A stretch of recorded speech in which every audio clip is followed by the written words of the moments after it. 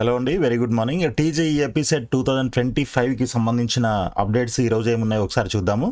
So వీడియోలోకి వెళ్ళే ముందు మీరు ఇప్పటివరకు ఛానల్ని సబ్స్క్రైబ్ చేయనట్లయితే దయచేసి సబ్స్క్రైబ్ చేయండి. సో కోరుకోమంటారు, ప్రోత్సహించరు అని చెప్పేసి మనకు ఒక న్యూస్ ఆర్టికల్ అయితే వచ్చింది. సో అంటే దాని అర్థం ఏంటంటే కోర్సులను తీసుకోమంటారు కానీ ఎంకరేజ్ చేయరు అని దాని అర్థం అనమాట. సో దీనికి సంబంధించిన డీటెయిల్స్ ఏంటి అనేది ఒకసారి చూద్దాము. ఈ కోర్ బ్రాంచెస్ ఏంటి అని అంటే మనకి సివిల్, మెకానికల్, ఎలక్ట్రికల్, తర్వాత కెమికల్, ఎలక్ట్రానిక్స్ ఇట్లాంటివి ఏవైతే ఉంటాయో ఇవన్నీ కూడా కోర్ బ్రాంచెస్ అనమాట. అయితే ఈ కర్ణాటకలో ఈ ఏడాది నుంచి కోర్ బ్రాంచీల రుసుముల్లో రాయితీ అంటే ఫీజు తగ్గిస్తారని వాళ్ళు ప్రకటించారనమాట. సో మన రాష్ట్రంలో మాత్రం ప్రభుత్వ కళాశాలల్లోనూ తగ్గని ఫీజు అంటూ ఇక్కడ ఇవ్వడం జరిగింది. కేంద్ర ప్రభుత్వ ఉపకార వేతనం పైన ప్రచారం కరువు. సో వీటన్నిటి గురించి మనం ఒకసారి డీటెయిల్గా తెలుసుకునే ప్రయత్నం చేద్దాము. సో ప్రతి సంవత్సరం ఏమవుతుందనంటే ఈ కోర్ బ్రాంచ్లు తీసుకునే స్టూడెంట్స్ యొక్క సంఖ్య తగ్గిపోతూ ఉంది ఎవ్రీ ఇయర్. సో అది ఇక్కడ మనం చూసుకున్నట్లయితే చూడండి, ఇక్కడ మనకి విద్యా సంవత్సరం 21-22లో సీట్లు 48,700 సీట్లు ఉంటే అప్పుడు జాయిన్ అయిన స్టూడెంట్స్, ఇదేది కోర్ బ్రాంచ్ల స్టాటిస్టిక్స్ అనమాట. ఇవి 45,000 స్టూడెంట్స్ జాయిన్ అయ్యారనమాట. 22-23కి వచ్చేసరికి 41,000 సీట్లు ఉంటే 21,900కి పడిపోయింది. ఆల్మోస్ట్ 50% అనుకోవచ్చు. అదేవిధంగా 23-24లో 36,000 అంటే సీట్లు కూడా కొంచెం తగ్గించుకుంటూ వస్తున్నారు కాలేజ్ వాళ్ళు. సో 36,900 అంటే 37,000 అనుకోండి. సో ఆ సంవత్సరం కూడా 21,000 సీట్లు అంటే స్టూడెంట్స్ సీట్లు తీసుకున్నారు. సో ఇక మనకి లాస్ట్ ఇయర్ అంటే 24-25 అకాడమిక్ ఇయర్లో 34,000 సీట్లు కోర్ బ్రాంచ్లో ఉంటే 17,500 సీట్లు మాత్రమే ఫిల్ అయ్యాయి అనమాట. 50% సీట్లు ఖాళీగా మిగిలిపోయాయి. సో మరి వాటిని ఫిల్ చేయడానికి ప్రభుత్వం ఏదైనా ఫీజు తగ్గించడమో లేకపోతే డిస్కౌంట్ ఇట్లాంటివి ఏవైనా ప్రోత్సాహకాలు ఇచ్చినట్లయితే తప్పకుండా పిల్లలు కొంతమంది జాయిన్ అయ్యేవాళ్ళు. అంటే కొంత ఇంట్రెస్ట్ ఉన్నా కూడా దీంట్లో మెకానికల్, సివిలో తీసుకుందామన్న కొంచెం ఇంట్రెస్ట్ ఉన్నా కూడా సో అంత ఫీజు పెట్టి జాయిన్ అవ్వాలా, అదే ఫీజు పెడితే మనకి కంప్యూటర్ సైన్స్ రిలేటెడ్ బ్రాంచెస్లో సీట్ వచ్చే అవకాశం ఉంటుంది కదా అన్న ఉద్దేశంతో కొంతమంది వీటిల్లో జాయిన్ అవ్వకుండా వదిలేస్తున్నారనమాట. సో ఇట్లాంటి సిచ్యువేషన్లో కొంత ఫీజులు తగ్గిస్తే మేబీ దానికి ఇంట్రెస్ట్ చూపించే అవకాశం అయితే ఉందన్నమాట. సో మన రాష్ట్రంలో 75% ఇంజనీరింగ్ విద్యార్థులు సిఎస్సి, ఐటీ అనుబంధ బ్రాంచీల్లోనే చేరుతున్నారు. ఆర్థిక మందగానం ఉంటే తప్ప ఐటీ రంగంలో సాధారణ విద్యార్థికి సైతం ఏదో ఒక చిన్న ఉద్యోగం లభిస్తుందన్న నమ్మకంతో సిఎస్సి బ్రాంచీల్లో చేరుతున్నారు. అంటే చూడండి, ఇప్పుడు ఏదో ఒకటి అంటే ఐటీ కంపెనీలు చాలా ఉన్నాయి. ఇప్పుడు మెకానికల్ అని అంటే అలాంటి ఇండస్ట్రీసు లేకపోతే ఆ ఉద్యోగ అవకాశాలు ఉండే కంపెనీస్లో మాత్రమే అవకాశం ఉంటుంది. సో అలాంటి companies and IT companies number compare చేసుకున్నట్లయితే ఐటీ కంపెనీస్ యొక్క నంబర్ చాలా ఎక్కువ ఉంటుంది అండ్ వాటిలో ఉండే job opportunities, number of jobs కూడా చాలా ఎక్కువ ఉంటాయి. కాబట్టి సిఎస్సి రిలేటెడ్ బ్రాంచ్ ఏదైనా తీసుకున్నట్లయితే ఏదో ఒకటి చిన్నదో పెద్దదో ఏదో ఒకటి దొరికే అవకాశం ఉంటుంది. అదే మెకానికల్, సివిల్ ఇట్లాంటి ఎలక్ట్రికల్ ఇట్లాంటివి తీసుకున్నట్లయితే మనకి జాబ్ దొరకడం చాలా కష్టంగా ఉందన్న ఉద్దేశంతో చాలామంది వాటిని తీసుకోవడం కూడా మానేస్తున్నారనమాట. సో కొద్దిగా గొప్ప మనకి ఈసీఈకి అయితే గత 2-3 సంవత్సరాల నుంచి కొంత డిమాండ్ అయితే పెరుగుతూ ఉంది. So almost CSC related branches యొక్క కట్ ఆఫ్ ఏ విధంగా ఉంటుందో ఈసీఈ బ్రాంచ్ కట్ ఆఫ్ కూడా అలాగే ఉంటుంది. ఒక టాప్ 10-15 కాలేజీలో చూసుకున్నట్లయితే సో దానికి కూడా చాలామంది ఇంట్రెస్ట్ అయితే చూపిస్తున్నారు ఈసీఈకి.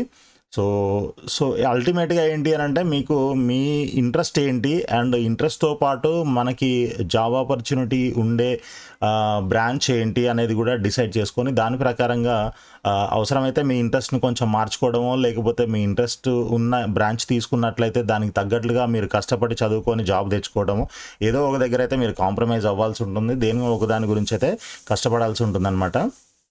సో ఇదంతా కూడా చూడండి, అంటే కోర్ బ్రాంచెస్ అసలు ఎవరు లేకపోతే ఇప్పుడు మెకానికల్ ఇంజనీర్స్ అవసరం ఉంటుంది ఎంతో కొంత. సో మరీ ఎక్కువ సంఖ్యలో అవసరం లేకపోయినా కూడా కొంత సంఖ్యలో అయితే మెకానికల్ కానీ, సివిల్ కానీ, ఎలక్ట్రికల్ కానీ, కెమికల్ కానీ ఇలాంటి బ్రాంచెస్లో ఉన్న ఇంజనీర్స్ అవసరమైతే ఉంటుంది మార్కెట్లో. కానీ ఎంతమంది అవసరం అనేది ఇక్కడ అంటే ఆ నంబర్ కొంచెం తక్కువ ఉంటుంది కాబట్టి మేబీ ఆపర్చునిటీస్ కూడా కొంచెం తక్కువ ఉండొచ్చు. సో అంత మాత్రాన అసలు వాళ్ళ అవసరం లేదు అనేది అయితే మనం చెప్పలేము. ఎందుకంటే వాళ్ళంతా లేకపోతే ప్రపంచం అయితే ముందుకు వెళ్ళదు. సో ఓన్లీ థింగ్ ఏంటంటే ఐటీలో అంటే కంప్యూటర్ ఇంజనీరింగ్లో సాఫ్ట్వేర్ కంపెనీస్లో ఎక్కువ ఆపర్చునిటీస్ ఉంటాయి, ఏదో ఒక జాబ్ దొరుకుతుందన్న ఒక చిన్న భరోసా అనమాట. అయితే ఈ కోర్ బ్రాంచీలని ఎంకరేజ్ చేయడం కోసము ఏఐసిటిఈ ఒక 5,000 మంది ఇంజనీరింగ్ స్టూడెంట్స్కి, అదేవిధంగా 5,000 మెంబర్స్ ఆఫ్ పాలిటెక్నిక్ స్టూడెంట్స్కి స్కాలర్షిప్లు కూడా ప్రకటించిందనమాట. అయితే దీనికి సంబంధించి ఎటువంటి ప్రమోషన్ కానీ ఇక్కడ ఏమీ కల్పించలేదు. సో దానివల్ల చాలామందికి దీని గురించి తెలియదు. సో అది తెలుసుకున్నట్లయితే తప్పకుండా కొంతమంది ఈ బ్రాంచెస్ తీసుకొని ఆ స్కాలర్షిప్కి అప్లై చేసుకునే అవకాశం అయితే ఉంది. సో అయితే కర్ణాటకలో ఈ ఫీజులు, ఈ కోర్ బ్రాంచ్లకు సంబంధించిన ఫీజులు తగ్గిస్తామని చెప్పి వాళ్ళు ప్రకటించారనమాట. సో ఎంతవరకు తగ్గిస్తాము, ఎంత ఫీజు పెడతాము ఏంటి అనేది అయితే ఇంకా వాళ్ళు ఏమీ డిసైడ్ చేయలేదు. సో ఈ ఈ న్యూస్ విన్న తర్వాత మన దగ్గర కూడా తెలంగాణలో కూడా మరి మనం కూడా ఫీజులు తగ్గిస్తే, ఈ కోర్ బ్రాంచెస్కి ఫీజులు తగ్గిస్తే అది బాగుంటుంది కదా అన్న ఒక ఆలోచన అయితే వచ్చింది.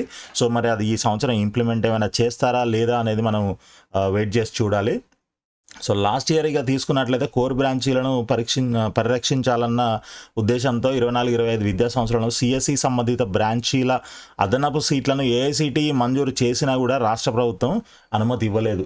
రేవంత్ రెడ్డి గారు వచ్చిన తర్వాత ఆయన ఈ కోర్ బ్రాంచెస్ లేకపోతే చాలా ప్రాబ్లం అవుతుంది ఫ్యూచర్లో, అందరూ సిఎస్సి సాఫ్ట్వేర్ సైడ్ వెళ్ళిపోతే మరి మెకానికల్ ఇంజనీర్ ఎవరు ఉంటారు, సివిల్ ఇంజనీర్ ఎవరు ఉంటారు, ఎలక్ట్రికల్ ఇంజనీర్ ఎవరు ఉంటారో, ఇట్లా ఇది మనకి ఫ్యూచర్లో ఇప్పుడు కాకపోయినా ఒక 5 సంవత్సరాలకు 10 సంవత్సరాలకు చాలా పెద్ద ప్రాబ్లం అయ్యే అవకాశం ఉందని చెప్పేసి సిఎస్సి రిలేటెడ్ బ్రాంచ్లకి లాస్ట్ ఇయర్ చాలా కాలేజీల్లో సీట్లకి ఏఐసిటిఈ అప్రూవల్ ఇచ్చింది, అయినా కూడా మన గవర్నమెంట్ యాక్సెప్ట్ చేయలేదు.